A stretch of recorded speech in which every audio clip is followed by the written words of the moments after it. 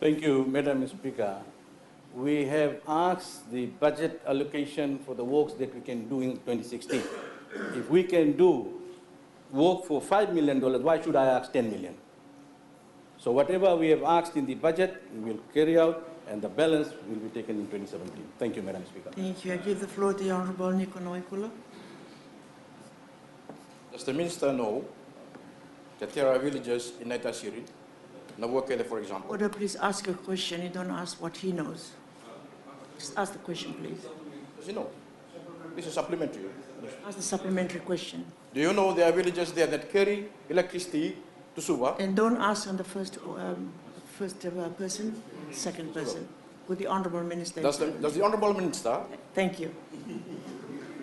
know that there are villages in Naitasiri who carry these high power lines to Suva without electricity, and can they be given priority as opposed to others, because they carry our lights? Thank you, Honourable Minister. Madam Speaker, there is a letter written by Honourable Member somewhere here, and it's so unfortunate that he has asked me to look into it, and now he's finding this as a privilege of grandstanding, political grandstanding, to ask me here. He will get a response from me, the letter that he has written. Thank you, Madam Speaker. Thank you. I'll now give the floor to the Honourable Dulak Virata.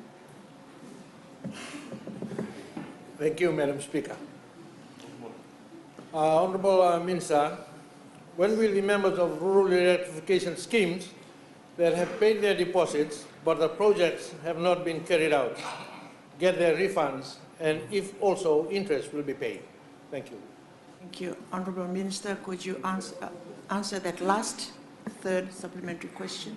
Thank you, Madam Speaker. I think this was raised during the budget debate, and I don't know whether the Honourable Member was in the House or no, but he should have read the Hansard report.